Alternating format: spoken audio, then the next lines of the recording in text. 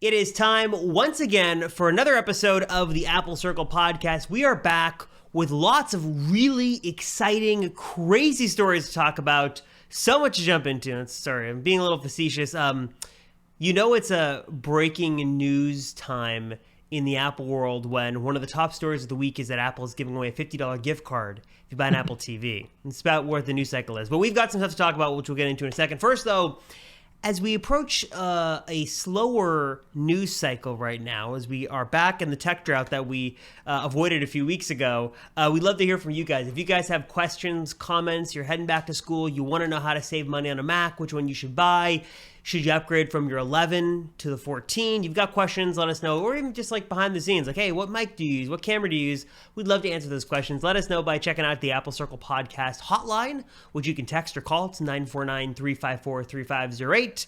You can also check us out on Twitter with the Apple Circle on there. We've got the YouTube channel. If you didn't know, if you've been listening this whole time and you wanted to go, what do Matt and Robert actually look like? If you didn't know, there's a video version. It's a great YouTube channel that's got the full clips, or I guess I should say full episodes plus clips. So yes. Alec does a great job, our producer Alec, who does some clips during the week, and then we do the full show. So lots of good stuff on there. We've got about over 600 subscribers on the channel, which is awesome. It's growing. We appreciate we started with obviously 0, and we could be a lot more shameless about the promotion in different areas, but we don't want to be those people, right? I mean, don't hold us to that, because there might very well come a day where we become shameless about promoting it. But this is very natural, organic growth, and we're pretty happy with it. So thanks to everyone who subscribed, everyone who listens, and yeah, if you watch us on the YouTube channel, you can just see our beautiful faces. Just kidding, but yes. our ever-changing backgrounds, at least mine, because now I'm in a different spot once again, because I'm working on getting to the place where I can just flip a switch and start recording instead of having to set everything up. And I figured I might as well just use the studio that I already had set up for my personal channel, which I saw someone ask what my personal channel is. Just my name, Matt Gonzalez. Search on YouTube, it'll pop up. There's another person named Matt Gonzalez who's like an attorney or some kind of political guy from San Francisco that pops up. But I think I've finally gotten enough content out there that I come up first. So just type my name. It'll be up there. I have the same thing. I have an attorney, an attorney and a dentist named Robert Rosenfeld, who both were outranking me on Google. Well, you're going to get them, I'm sure. So, again, appreciate everyone who listens. But I think this week we're we're already into August, so technically it's not the middle of the year anymore. But in terms of the Apple product cycle, we're kind of in the middle. We're expecting quite a bit more to still come, but we've also already seen a lot. So I figured, we're halfway through. We had a lot of predictions for what 2022 was going to bring, but now that we're here, let's, talk about what's coming, what we're still expecting, even in this very tumultuous product announcement lineup or time, as it will. Because even though we're expecting things to come, everything could change next week, or it could change the week after. I mean, nothing is set in stone. So I think it's interesting to talk about what is coming. You know what? I didn't actually prepare ahead of time, but I should have prepared. Maybe I'll do this later, a list, or maybe a future episode, is everything that we thought was coming in 2022 that didn't come. That's a good idea, yeah. And maybe we'll cover that in another episode. But there is a lot of exciting stuff. I mean, we're in this lull, and it sort of sucks, but we're always in this lull this time because the fall gets so crazy busy. And if half of these rumors are true, it's going to be a pretty good fall with iPhone 14 and everything. So it'll be great.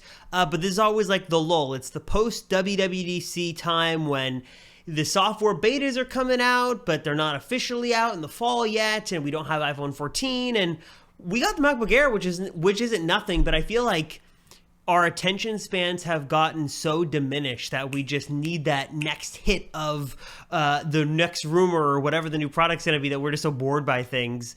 So we're just waiting for what should be coming next. I guess on the topic of what's coming next, a little bit of news this week, just more confirmation that an iPhone 14 Pro always on display is coming. I think it was 9to5Mac who first discovered that. I don't know how they found this, either in the code or there's some kind of reference basically that's similar to the Apple Watch, that the iPhone or the newest version of iOS 16 is creating two versions of a wallpaper for the lock screen. I guess two versions of the lock screen. One that is a dimmed version and then one that is a brighter version. Someone also found that Xcode also, the new beta version, has references to an always-on display mode, or I guess in not so many words like that, but basically the same functionality. Basically, it looks like an always-on display mode is finally coming to the iPhone 14 Pro. Though, how long has it been on Android? It's been on Android. They've had this sort of feature like for basically years. from the beginning. Like, not the first phone, but as soon as they started competing with the iPhone, I mean, this thing's been around way before even OLED screens were on there. They were doing this with LCD screens. I mean, this is a long awaited feature for a lot of people on the iPhone side. What do you think? Is this still? I mean, I guess we could just talk about it. That's one of the biggest products and most. I don't know why I'm having trouble saying this, but basically, the iPhone 14 series is the next product that we're, one, very sure is coming, and two, are expecting the soonest. Like, the next event, the iPhone 14 is likely to be what that event is. So, question for you, is this going to be the feature, or is this kind of, is just this, I can't talk today, what's going on? Is it, you know what I'm trying to say, is this the feature? I understand. And it's interesting because there's a couple of different ways to look at this, because I've seen a lot of comments from people in the videos on iPhone 14. It's like, this feature sucks, who cares about it? And on one hand, I kind of feel you. It's like, I get it. It's like, this is not that big of a feature. Oh, wow, my phone screen is dim, and then I wake it up, and then it comes to life. Not a huge feature, but I think like ProMotion, it's one of those little creature comfort things that once you have it, you really appreciate it. Then when you don't have it, you sort of miss it. I mean, ProMotion, I noticed it the first 2 days I had the phone, and then I cannot say at all that it arguably enhanced my iPhone experience in any significant way. I have not noticed it in games, because I don't really play games on there. I don't notice it in watching stuff, because everything I watch is like 60 hertz. I haven't noticed any drastic difference. But if I turn it off, the other day I randomly put my phone in battery power saving mode, or whatever it is, energy efficiency mode, and I noticed something was different. I'm like, what's different? Because it seems like it's slow. It seems laggy. It was because in that reduced battery saving mode, the high refresh rate was off. And I think it's one of those things that's going to be the same case of always on display mode. That is, when you have it, it's going to be a nice little thing. And when you don't have it, you might notice it, but it's not going to be a thing that's going to sway you one way or the other. I know my parents, they got their 13 Pro Maxes now 2 weeks ago, and I was kind of showing them like, hey, like, look, like there's this, high refresh rate thing, and I think they kind of noticed, and I don't really think it's a huge deal. So no, I don't think it's a huge deal. In my opinion, once I hear your thoughts on always on display mode, I think honestly the biggest selling point, and probably what Apple's going to lean into, is got to be the camera, and we can get into that. But first, what are your thoughts sort of on always on display mode, and is this the feature? Why have people even been wanting this? And do you think that it's going to be one of those things that it's going to change everything, or it's going to be sort of it's sort of nice to have? Yeah, I mean, I pretty much agree. It's hard to say that I'm not going to want the feature or care about the feature once it's here, because I mean, on one hand, I've used it on Android. I use Android phones every single day. So it's not like I've never used this feature. I know what it is. I like it. It's not something I don't want. But on the other hand, it's like, if it's not like I miss it when I'm on the iPhone compared to the Android phones. So I kind of agree that that's a good way to compare it. It's going to be very nice to have, much like the high refresh rate screen, but it's not something that I will buy the phone just because of that. But I also can see a world where once I do have it on my main phone that I'm using day in and day out, that I will find a use for it and I will enjoy it. Because, I was thinking, I can't remember what the product is exactly, but it might have been the iPhone SE or something like that didn't have tap to wake when they announced tap to wake on the iPhone, where you could just tap the screen and it'll turn it on instead of having to actually click the button. This was a few years ago. And then they released another product that didn't have that. It might have been an iPad, something like that. I can't remember exactly. But I really miss not being able to just tap the screen and turn it on, and eventually that did come. Or I forgot what happened, but it's not an issue anymore. So I could maybe see that being an issue, or a similar situation with the always on displays. Like, once I get used to it always being there, maybe I'm going to really hate that on my iPad I can't just glance at it and see things, or on, something like that. So I don't know. We'll see. But it really comes down to what the functionality is going to be, because even with the lock screen that we currently have on the iPhone, it's just hard to tell right now, because I'm running the iOS 16 beta, so I do have the new lock screen. I've got the widgets there, but because it's all just first-party stuff, because the third-party apps are not out yet, I don't know how much I really care about these things, because I will say, I have the widgets that I can put there, which basically right now is my calendar, the weather, and my activity rings, and I never look at them on the lock screen. Will that change once it's an always-on display and it's always there and I can just glance at it? Possibly. Or will it change once I could choose more widgets that I care about more? Possibly. But as of now, the new lock screen is very underwhelming as I've gotten used to it. Well, the one thing I think too is of what would I want this always on display mode to do? Do I want to see widgets? Do I want to see the time? On the Apple Watch, what I love most is that I can see at a glance, obviously the time, but also I can see battery, I can see weather, all that stuff. Like it's just like little bite-sized bits of info. Glanceable info is really important. And for me, the one thing the Apple Watch can't do that the iPhone could do is tell me what notification comes in, or at least like what app. Because for me, like right now, I feel a buzz on my wrist, and that could be 5 billion things. It could be an important Telegram message for work. It could be a spam email. It could be Instagram spam. It could be like a million other things. Like I don't know what that is. What would be nice is as my iPhone is sitting right here, I could have the always on display mode on, and then I could just see at least what app had the notification. At least narrows it down a bit to, okay, this is coming from Instagram, right? This is coming from Spark for email. That's what I want to see. And if Apple can accomplish that and it has that functionality, then I think it makes sense and it's worth it. Along with battery info and time, I feel like that's the most important stuff you'd want to see. Beyond that, though, I don't think they can build a crazy amount of stuff into this because, again, the always on display mode, the biggest concern is battery life, and you want to have info that can sort of update, but not always live update because it's just going to eat away at the battery. So I'm not sure how much they can really do. But if you've got, a 5.8 or 6.1 inch screen size or, 6.7 inch screen, you've got a huge canvas to work with. It'd be nice if Apple could do a little bit to make that screen real estate really be put to work. Yeah, no, I agree. And I don't know. Yeah, I think that's I'm just trying to think of like other things that I would want from this always on display, but that really is the case. I guess a question for you specifically, because I know you love the Apple Watch for the notifications. If we now have an always on display, isn't that kind of redundant? Isn't that the same thing? Why? I mean, obviously the watch does more things than that, but in terms, I know for you specifically, you always say that you love just getting those notifications, having them all the time. Isn't that kind of the same idea with the phone? It is, but I think that the one advantage the iPhone has is that I could see at least a little bit more info on what that notification is. I know that they can't show me, if I get an email, for example, they could, maybe there's a setting to show the email, but again, then you're privacy stuff or a text. So that have to be bypassed by Face ID. So they probably can't show that, but it'd be nice if my phone was sitting in front of me and a notification came in.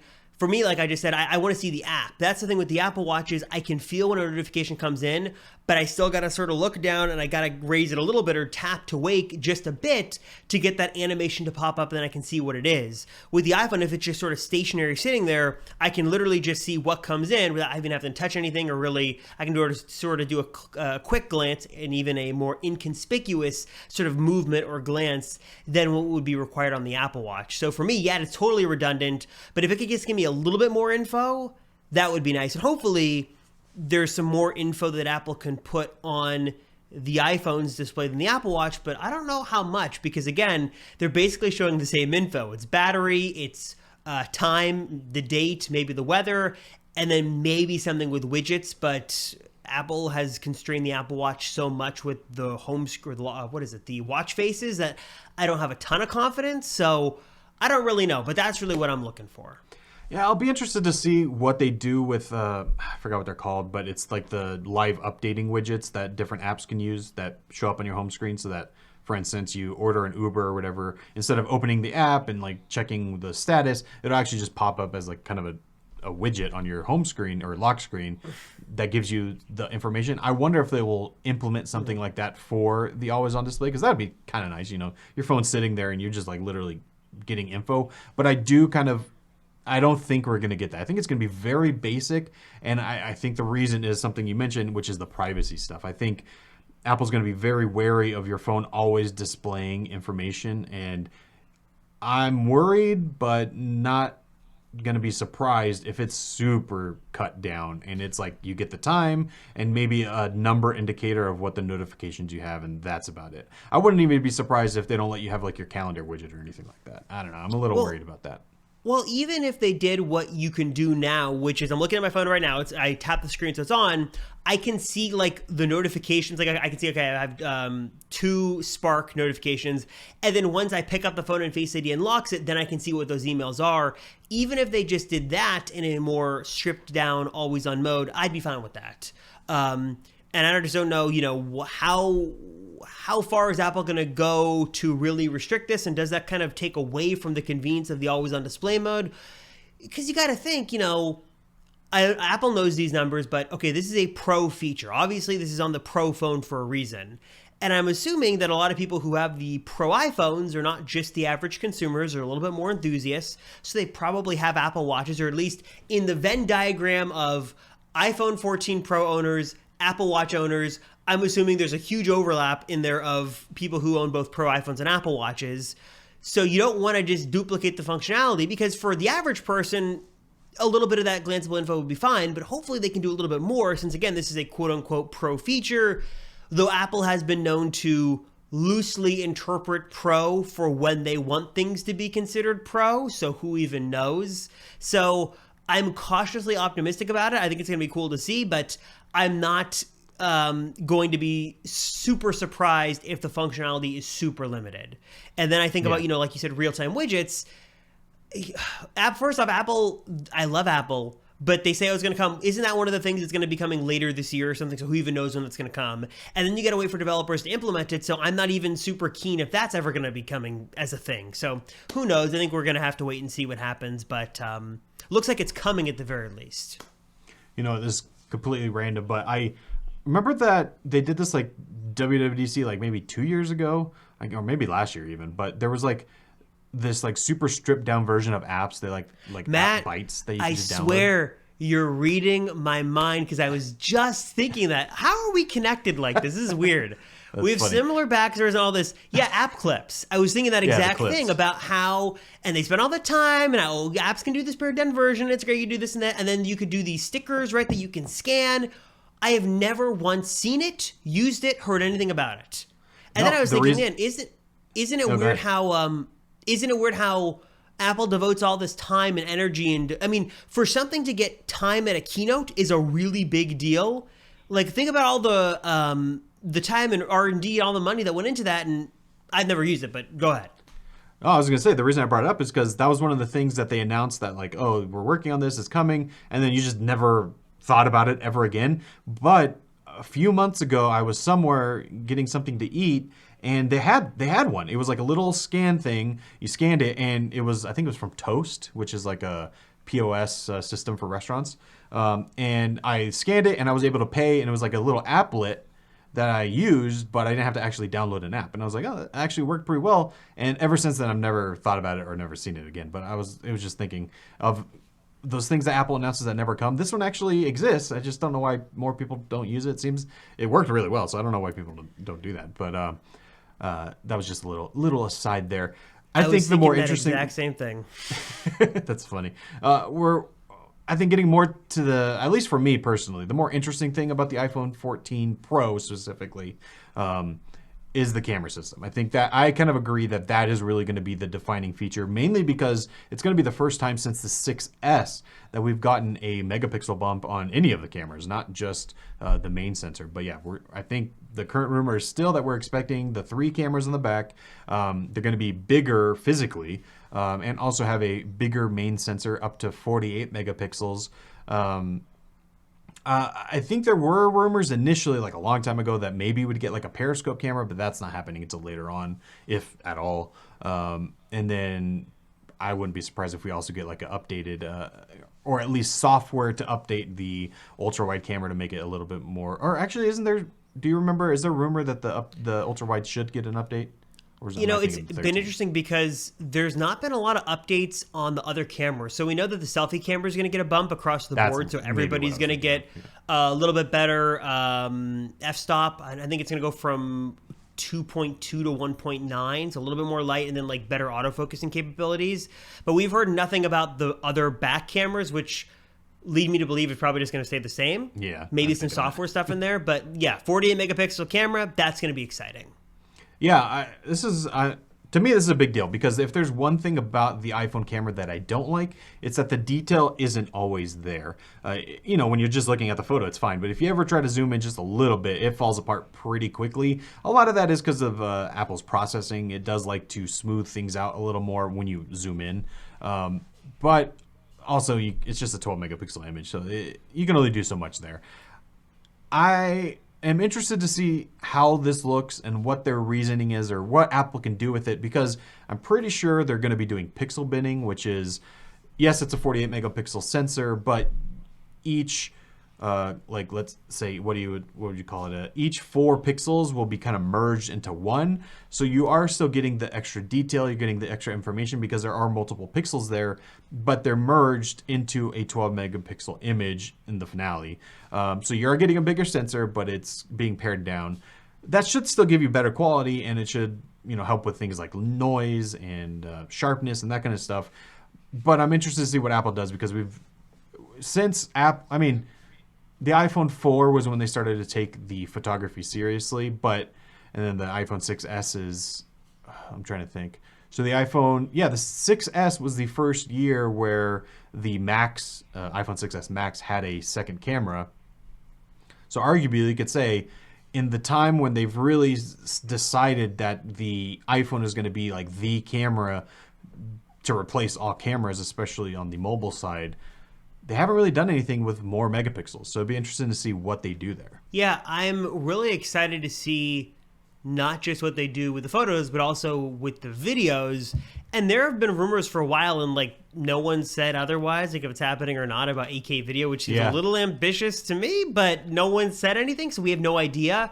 But I was thinking the other day, just how, I don't know what the word is for this, the peace of mind, the versatility, how good it is that not only can you take really good pictures on this, like we, with our daughter, we have like a bunch of photos now around the house that are like blown up to like, I don't know, 8 by 12, and I don't know the size. Like big, nice, decent frame photos that were just shot on the iPhone. Like literally, I've been shooting more and more in portrait mode, and it looks super good. And you can dial it back and adjust it, which is cool. So the photos are great, but just the video, that you can just take a video on this, you can shoot whatever, it's gonna look good, it's gonna sound good.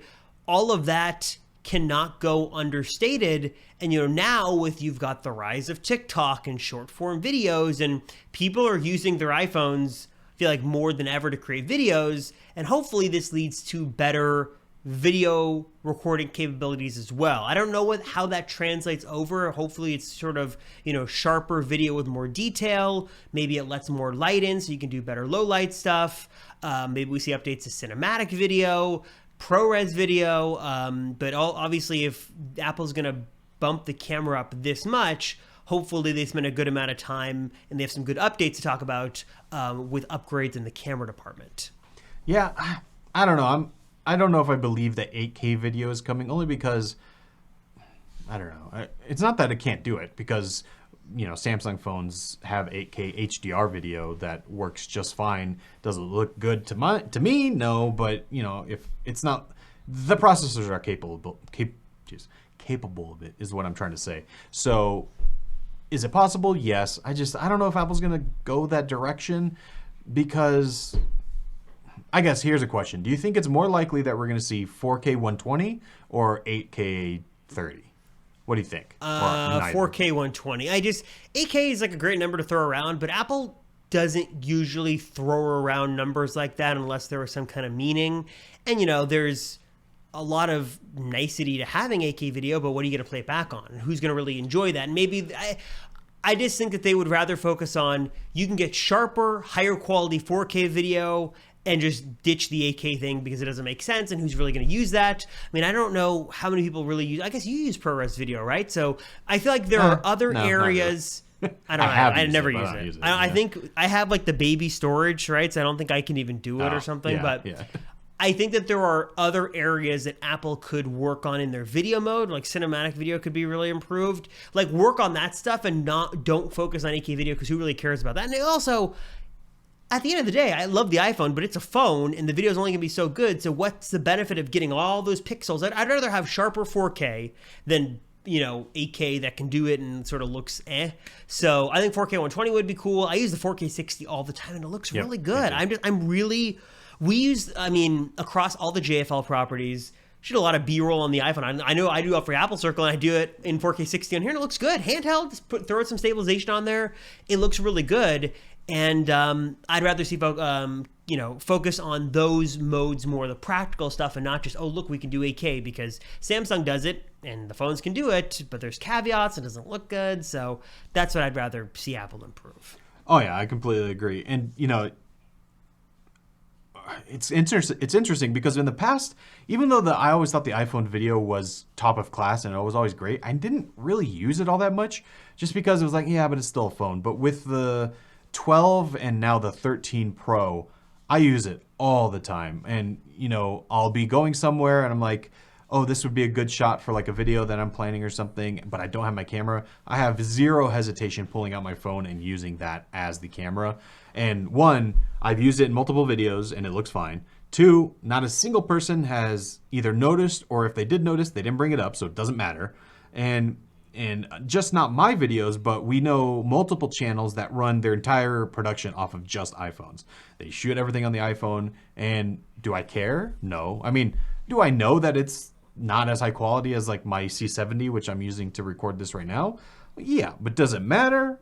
It doesn't matter, especially when it comes to content. So I think Apple kind of knows that. They know that the quality of what is there, or like the capability of it. Like I feel like they'd rather update the cinematic mode to be much more refined and maybe even have 4K than they would to add 8K, because that's what, at least in Apple's opinion, I think they think the cinematic mode, for instance, is more tuned for storytelling than it is just a spec. So I hope they do that rather than just add more features. Or here's the best of both worlds: just add them both. That'd be nice too. I wouldn't be against it being there. I just don't know if I really need it. But okay, and I'm trying to think. So that's the camera. Excited for that. We talked about the always on display. I guess the only real thing is the notch, or lack thereof. Is that kind of the only other thing for the Pro that we're missing? Yeah, and the design, the more I think about this, the more I just kind of I'm very split. It's like, on one hand, I really don't care, and I know a lot of people just like, oh, who cares? It's the notch, it is what it is. But it still sort of is weird that it's been 5 years since the Face ID system was introduced, and there's a lot of weird things that still irk me about Face ID and Apple's weird implementation of it, but I'm surprised that 5 years later, this is the best they can do with shrinking the system. And I know Apple has an almost unlimited R&D budget, and I'm sure they've tested under display. But is there, and again, I'm just going to be a little critical here, is there really no other place they could do this? There's no other way. It has to be this weird double hole punch thing?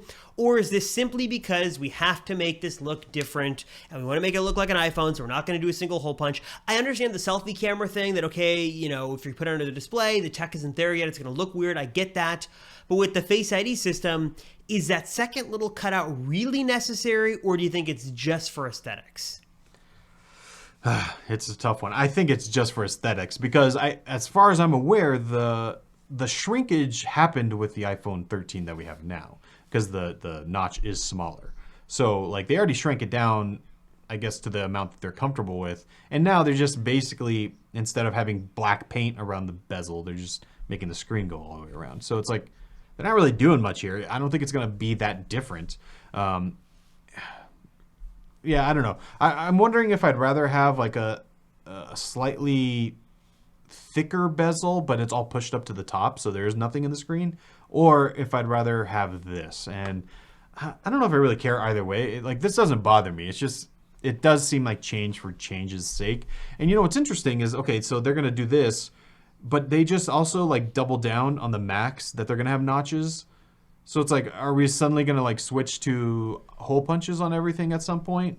Because I do think this is a very recognizable look that once you're kind of used to it, you're going to be like, oh, that's an iPhone, which I think Apple's very wary of. They want that recognition, and there's no doubt that the notch is an iPhone. So I guess the question is this a step, a baby step, or is this going to be the new look across the line? And I don't really know. Well, I would imagine that the Mac line is going to keep that notch for quite some time, since there's computers that have yet to be released that are going to probably have that notch. What still is so weird to me is that the Mac line, or even just the monitors, the Face ID has not been adopted there at all. It just seems so weird to me. And now we're sort of we've talked about the naming in convention. We've got the design in convention in a sense. So you've got notches on the computers now. You've got the double hole punch here. I don't know what the answer is. Would it have just been easier for Apple to say, look, well, let's just keep the notch as it is. We got the smaller notches again. Think about it the other day. I was like, this is 20% smaller. I don't notice the difference at all. And I feel like you either care about the notch or you don't care about the notch. And I don't know if this double hole punch thing is going to make anybody happy. Would it, okay, if I can talk here too, would it have just been better if they focused on something else and just waited until they could move it under the display and then make that move? Or is this better to show they're doing something? I don't know. This was obviously a huge deal when the rumors first broke about it like a year ago. But now the more I think about it, the more I'm kind of ambivalent about it, and I really don't care. I'm sure I'm going to have stronger opinions when I get to see it and hold it and we see how it's going to look and all that. But I'm not super crazy about it either way right now. Yeah, no, I feel the same way. I'm sure it's going to be fine. My prediction is I'm not going to care at all. I will notice it, but I'm not going to care. It would be nice if Apple, finally after years, like since 2018, since the iPhone 10 came out, it would be nice if they did a little bit more with those little ears on the side, especially now that there's at least theoretically going to be a lot more space there. But I don't think they're going to do anything. I think it's going to be exactly the same. I'm trying to think of what else there is for the 14 Pro. Maybe we'll get that SOS feature with the satellite system, so that if you are without cell phone signal and something does happen, you can still reach emergency services. Maybe that'll happen. I talked about my little theory last week, so who knows? We'll see if I'm right on that, but that's not like a make or break feature. At least I don't think it is. And then I'm sure we'll get a new color. But other than that, that's kind of it, right? And then if we talk about the iPhone 14, the regular 14, that's even less to talk about because that's supposed to have, I guess the processor, the 14 Pro should get the A16? Yeah, A16, but it's like, the new processors are great, but doesn't really make any noticeable difference, I think, for most people out there. And then going back to the 14, yeah. No, go ahead. Oh, yeah, going back to the 14, it's supposed, what's going to be interesting about the 14 is not so much the features, because there literally are none. It's more how the public is going to react to the same iPhone getting released a year again. It's basically what it is. You're going to get a slightly better chip. I'm sure there's going to be a new color. But it's still an A15, right? Yeah, still an A15. Yeah. Better selfie camera. We don't know if any other camera stuff is going to change. Screen's going to stay the same. Notch is going to stay the same. Maybe it's basically an iPhone 13, unless the only saving grace here is the 14 Max, which is a larger screen, cheaper version for many out there who want that. But if you're like, I just like the normal phone, and I'm looking at the iPhone 12 and the iPhone, or I'm looking at the 13 and the 14, there is so little difference between those two phones that don't look at a comparison chart. I'm curious if Apple's going to have a comparison chart on their site, because the differences are so minute that it's not going to make any difference. There's nothing. That's actually what I was about to bring up. Do you think, because right now we have the 13 Pro and the regular 13, and they kept around the 12 at a slightly discounted price. Do you think, I think they're going to kill the 13 and they're going to keep the 12 around? Because I think so too. There's no way, unless there's something we just don't know, even the selfie camera or whatever, no. There's no way you can say that the 13 at a discounted price over the 14 is a worse buy.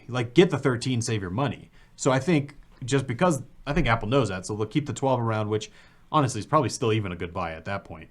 But that just makes more sense because there is a little bit more difference there. At least you can say the processor is different. The notch is small or bigger on the 12. The camera is not as good. So there's a difference there. But the 13 to 14, that's interesting. And then, if they did keep around the 13, they're not going to keep the 13 mini, I'm guessing. Or maybe they do. Maybe that's what they do. Maybe that's how they keep the 13 mini around.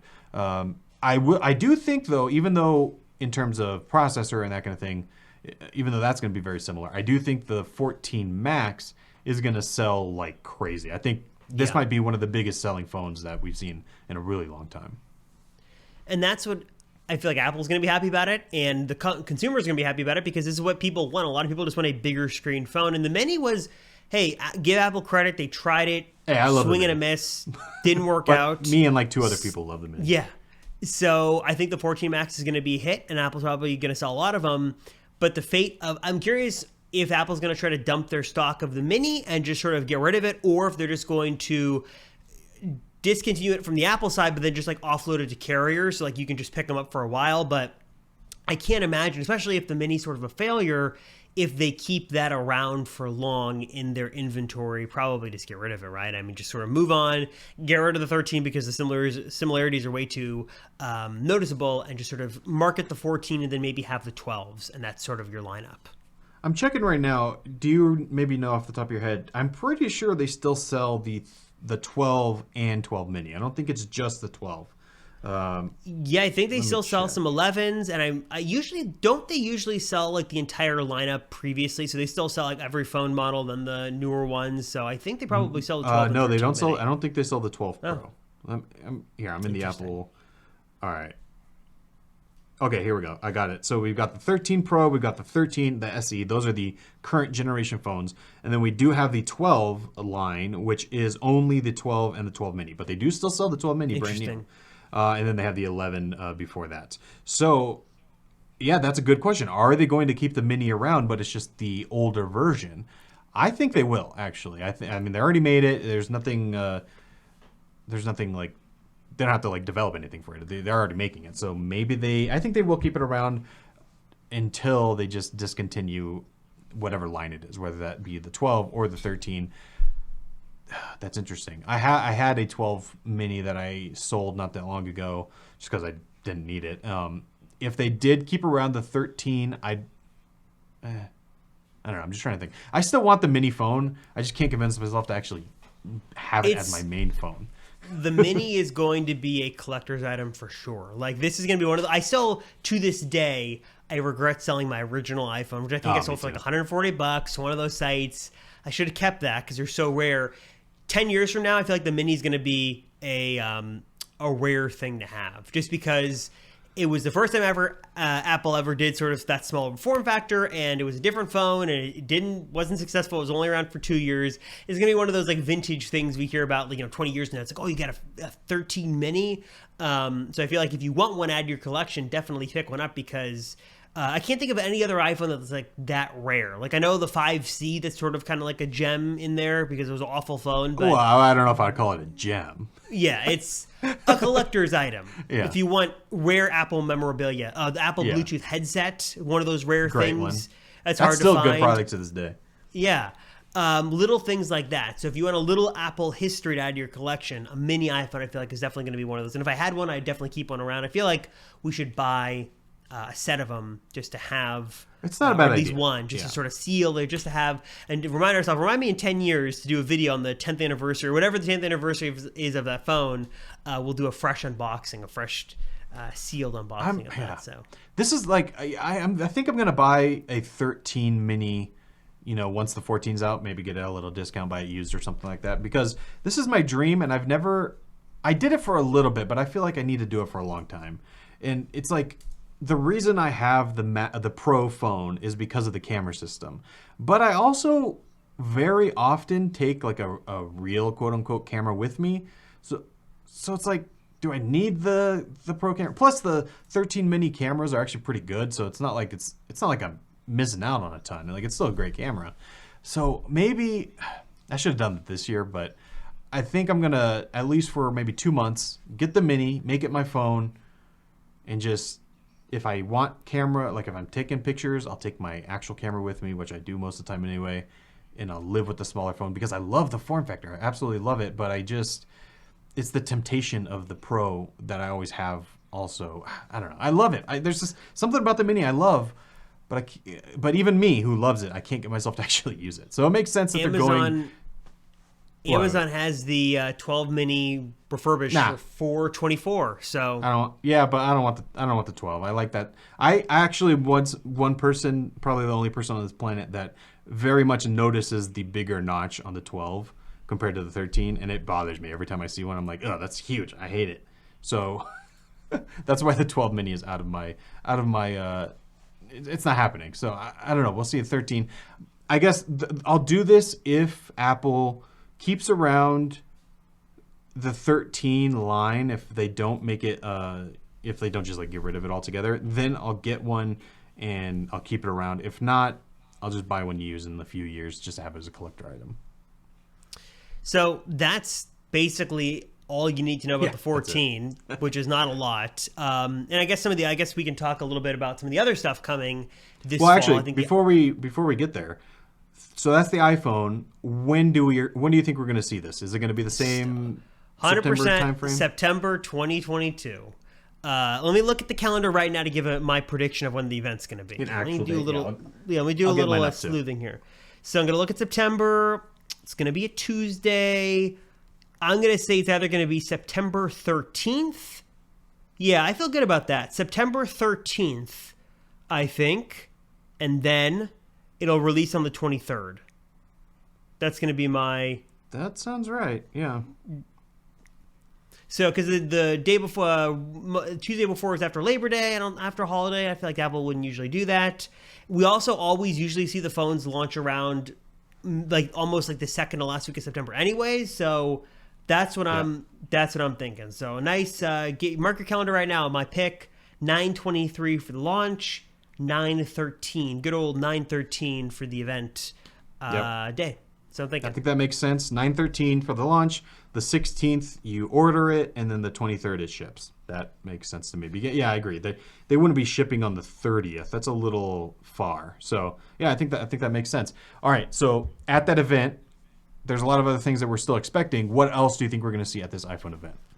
My two bets are Apple Watch and AirPods Pro 2. Those seem like, if Apple usually does 3 to 4 products, that seems like a nice, good amount of, it's like 3 products, but also 3 products with pretty significant changes, because there's Apple Watch and Apple Watch Pro, which we'll talk about, and also AirPods Pro 2, which would be a bit of an update as well. So let's get an Apple Watch Series 8. This is an interesting sort of area to get into because there's not a whole lot we actually know. As of right now, the Series 8 looks to be a very minor update to the Series 7. So we're talking same casing, same screens, basically the same processor. I think the only thing we had heard that might come would be a body temperature sensor. I think this was like the only thing we heard. But besides that, not a whole lot happening with the Series 8, which I will say, it seems like in past years, Apple has really been a little less shameless about doing smaller Apple Watch updates. Because I'm thinking the biggest updates I can think of are 4 was like the biggest with the big redesign. 5 gave you the always on display. 6 was really nothing. 7 was really nothing, which I still don't count last year as a big update. So I would say 8 is not going to be a whole lot. But we have heard about an Apple Watch Series 8 Pro, which is a mouthful of a name.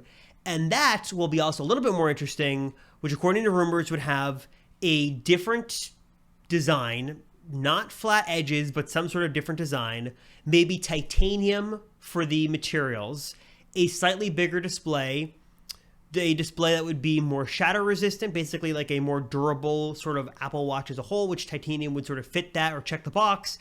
Better shatter crack proof screen that would check the box as well if we got a larger display there, a little bit special. Body temperature sensor, and then maybe some kind of additional health sensor that we don't know. It's very interesting. Apple Watch is an area we really don't know a lot about. All we know is that it's coming, and maybe we've got 2 different models this year. I guess there's usually a couple of models, but at least a sport version, stainless steel, and then maybe now a pro version. Yeah, it's interesting. On one hand, I mean, it seems like this is going to be the replacement to the Apple Watch Edition, which is the top-end model. And this is also what we kind of talked about this a few weeks ago. There's supposedly this like more adventure-focused, kind of more rugged version. This is apparently the same watch. It makes more sense to me that it would be marketed as a pro watch because, you know, there's a lot of people that would buy a Pro watch that wouldn't consider themselves adventurous. So I think that makes a lot of sense. It is supposed to be a little tougher and more resilient, and that's kind of what the titanium comes in. So it makes sense to me. And I think what's more interesting here is not the watch itself, because there's not that much exciting about it. But what's more interesting is that they're splitting the line. And I think this is actually important because up until now, I mean, if you go back to the Series 0, the very first watch, the only difference between watches in the series was the material and the size. So you had two sizes, a small and a big, and then you had aluminum, stainless steel, and either ceramic, titanium, which is what we have now, or way back in the first generation, you had gold, which that was very premium, but the watch itself was exactly the same. So I like that they're splitting the line so that maybe this means they can take more risks and add more things to the Pro quote unquote version that they wouldn't be able to do if they kept it all the same, because they'd have to keep those features the same in the lowest end, $350 watch as they do in the $1,000 watch. And that, I think maybe it's what's holding them back a little bit, because we've kind of complained that the Apple Watch is just boring. And maybe that's the reason. Maybe it's because they've been in this box where the $350 model has to be more or less the same as the $1,000 model. And if they do this split, maybe that doesn't have to be the case anymore.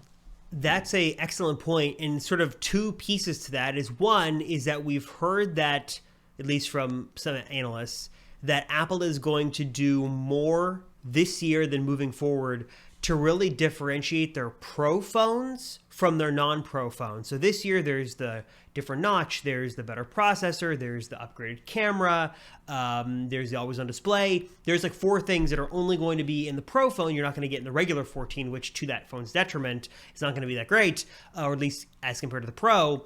And I wonder if Apple's going to do that more across the line with the Mac, the iPad, and also with the Apple Watch. And that was always my hesitation with upgrading the Apple Watch. That was sort of one of the good things, is that ever since the beginning, my $400 Apple Watch is going to work exactly the same as one that's like 2 or 3 times more expensive. The functionality is there, same screen, everything is same battery life, processor. It's going to work the same. It's just a different material, which I'd love to have a different material, but that wasn't enough to sway me hundreds, if not, $1,000 more than what I've got right now. But if Apple could do more with the Pro and really make it different and, still keep good things on the regular Series 8, but add some more Pro features, which I think this, if the rumors are true, would check those boxes, then I personally am much more inclined to spend more money if I'm going to get a different experience. And also, hey, you're going to get a better material selection as well. So makes sense to me, and also makes me more excited and way more willing to spend money if there was something different and new and functional with a Apple Watch Series 8 Pro. Yeah, and it's interesting. The screen's supposed to get like 7% bigger than what we have now, so it will be a bigger screen. And if you're coming from like a Series 6, then that means you're like 27% bigger than the Series 6. That's a pretty noticeable difference. That's pretty big. Because I know right now, if you look at the series, if you go onto the Series 7 page, this is how you know there's no difference between the 7 and the 6, because they compare it to the Series 3 rather than the Series 6. And they say that the Series 7 has a 30% bigger screen than the Series 3, which, if you look at both those watches next to each other, I mean, that's a massive difference. You can actually very much tell how much bigger the screen is. And that's almost the same amount of jump going from the Series 6 to this rumored Apple Watch Pro. So that's interesting. That would be nice to see. I guess, and then I'm trying to think of what else. There's supposed to be a new processor, but who cares about that? There's no real rumor about what that is. Could you see there being a different health feature as well, because the temperature sensor is supposed to be in the Pro, but that's also supposed to be in the regular 8. So Apple really leans into the health. Do you think there could be something different there? I don't know I'd like to see something, but I don't know if they're going to do that. And also, I don't think they necessarily have to do that, because if, let's say, the only differences were bigger screen that was more shatter resistant, you had a different design, you had different materials, and then you also had better battery life. Those are 5 things right there. For me, that's probably enough to get me to upgrade. Would those 5 things be enough for you? Because I don't know if health is such a big thing, and that's really the core of the Apple Watch. Is that something where they're going to restrict some features to the Pro and some to non? I could definitely see them doing that, but I don't know if that's going to happen this year. Yeah, I mean, If it is the Pro Watch, it's the one I'm going to get because that's just, I talk about this all the time. Got something wrong in my head. I need the best one, so that's probably what I'll get. But in terms of, do I need that one because of the features? Probably not. I could see, we got the rumors, which I mentioned a few minutes ago, that this was the more adventurous, kind of rugged, more outdoorsy watch originally, and then we now have the Pro name. I'm wondering if maybe there's not actual hardware that's different in terms of health features, but maybe this has better running tracking, better cycling tracking, better swimming tracking that Apple would spin as we needed the space, we needed the battery life to do that stuff. I could see that happening. Even what if they did this? What if, let's say, the battery, especially for you as someone who goes outdoors and adventures, let's say the battery was not double, but 50% better. That'd be nice. And also, here's a great thing they could do is, what if they put the SOS mode that's supposed to come in the iPhone in the Pro Watch? So, hey, you're a pro, you've got all these features, you got this better battery life, you want to take a weekend out, go ahead and do that. But also, as we're sort of gearing towards those who are more in extreme athletics or who are more outdoors, you've also got that peace of mind of the SOS mode built in too. I could see Apple totally restricting that to just the Pro tier Apple Watch. That would be really nice. As someone, I've talked about this before, but it's from Garmin. It's called the Inreach Mini. It's this little orange GPS tracker basically, and I use that when we go off-roading and go camping because we don't have signal when we go. So that is, for one, it lets you have accurate GPS tracking that I can sync to my iPad, and when I'm looking at the map I can see where we are, so that's nice. But the main reason I take it with me is because it has an SOS feature. So even if you're completely off grid, if something happens, you hit that SOS, it uses the satellites to then communicate to help, and then they can come rescue you if that's what you need. And that's basically what the rumor of this is supposed to be. If they built that into the watch, I would no longer carry that Inreach Mini. I wouldn't use it anymore because realistically, I know where I am. I know how to read a map, so I'm not worried about having an exact pinpoint of where I am. It's really the SOS feature because if something happens, you're screwed if you're off grid. So that would be interesting, and it would make sense for the kind of more adventurous types. I would love that. That does seem a little much for a watch like that. I can't imagine that would, because let's say you are off grid, then it would probably connect to that satellite network. That's got to kill your battery life, right? You would think you'd want better battery life when you're off grid, but this seems like it would kill the battery life. But I don't know. I'm all down for it. It would be cool. I don't know either. I'm trying to think how they would do that. And are there size limitations? Could you? Well, I guess there is an Apple Watch LT version, so I'm assuming they could probably do this. And maybe that SOS mode only kicks in if you enable it. It's not just when you're off the grid, it doesn't do anything, but you get to turn it on, which that would make sense because it's going to kill battery. I could definitely see that as a thing, especially if they do market this as the outdoor version of the watch. That makes sense, but if they go more elegance and pro, then maybe not. So that'll be curious. I'm really, honestly, I don't know a lot about Series 8 Pro, so I'm excited to see what could be coming. Yeah, and I think last thing kind of relating to battery life and things like that, I saw, I think it's from Mark Gurman, something about maybe there's a different kind of low power mode that is not just completely off where you just see the time when it runs out of battery, but some kind of low power mode. That'd be interesting to see. I'm interested what this Apple Watch Series 8 is. Here's the last question about this. What do you think the price is going to be? Because, I'm afraid it's going to be expensive because it's already going to be made out of titanium, which is what the Edition is made out of now. And I think it's definitely in the thousands. So what do you think this price is going to be? I'm going right now. I'm going on the Apple website. Of course, they make the process incredibly infuriating to buy a watch. I'm trying to see what the equivalent would be. So graphite stainless steel, $750. I'm just going to say I don't think it'd be out of Apple's MO to do this in $999, especially if you got a premium material and this and that. I don't know. It's going to be up there. I would say at least $799, $899. I think that they've got to have something started at least under $1,000. So I'd say maybe starting at $999. But then you get more than that. You're talking about the price of a 14 Pro. That's in a different league. So going to be expensive. I'm going to say that. Especially, the Apple Watch, the Sport Edition, is around $400, $450. So you're not really. 3-4 actually, it's better than I remember. So never mind. So it's $399. They actually raised the price. So you're already sort of in that $500-ish range, so it's not super cheap to begin with, but I think that a Pro model would at least be double, or not at least be double, but I wouldn't be surprised if it's at least double the price. I'll say that. You are very right. I'm trying to figure out the price is here, and it's infuriating. There's so many different kinds of watches. They don't just let you like choose the kind. You So have to, it looks like scroll there is through at least everything. one edition of the edition. There's one edition of the edition for $850. Oh. $799. Okay, yeah, I'm looking here. If you get the So- smaller version, the titanium, which is the edition, is $800 starting. So that's not bad. I think that makes sense. It would start around there. I think that's reasonable.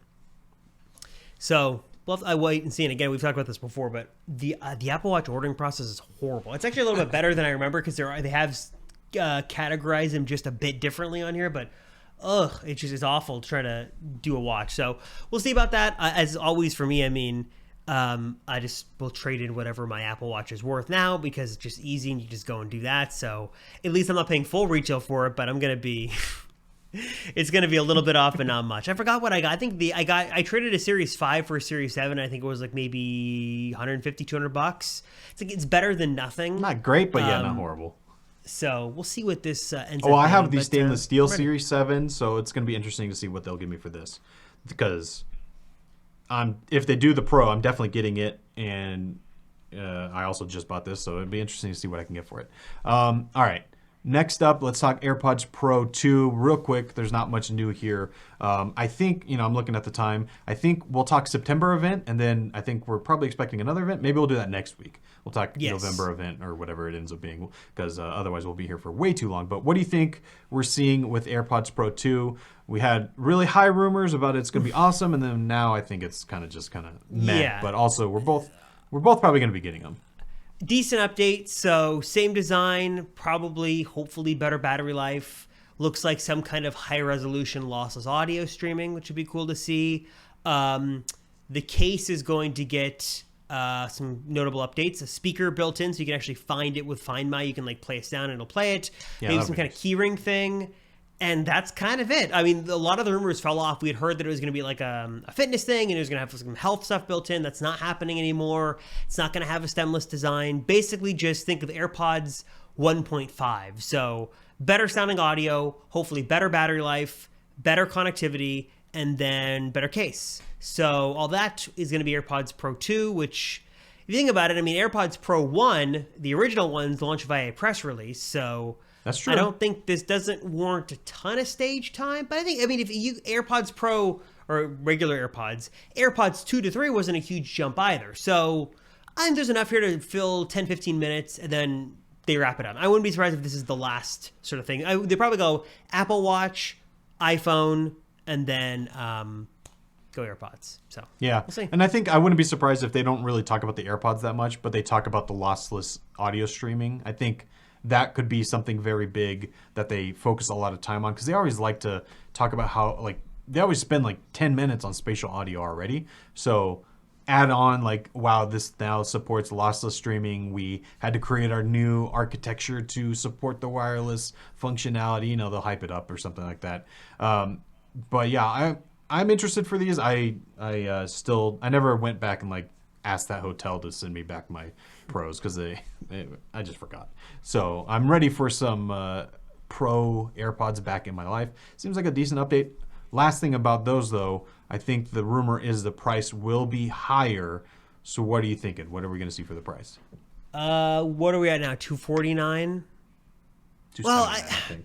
Well, $279. I mean, $299. I mean, probably a little bit up. I mean, honestly, though, the difference between the more we hear about them, 1 and 2 isn't that huge of a deal. So I think Apple, the right thing to do is just to do this as the update, keep it the same price, and then move on. Stop selling the original Pros, which is what they'll probably do, and then this is the new AirPods Pro, and then that's it. Don't raise the price and just keep it at that. That would make sense to me. I just looked it up. It's $249. It would be nice if they just kept it at that price. I think we'll see, now that I look at the $249 price, I think $279, and they stopped selling the original Pros. They have the 3. They have well, actually, do you think they're going to keep around the originals? Probably. The original Pros? I don't think so. I think that No, this not the is, original Pros. The originals. They need to I sort guess it's of number two, they technically, need to but- clean up the line of AirPods. 'Cause I was looking the other day, there's a lot on there, and there's with wireless charging case, without wireless charging case. Just default the wireless charging case. Stop selling the other one.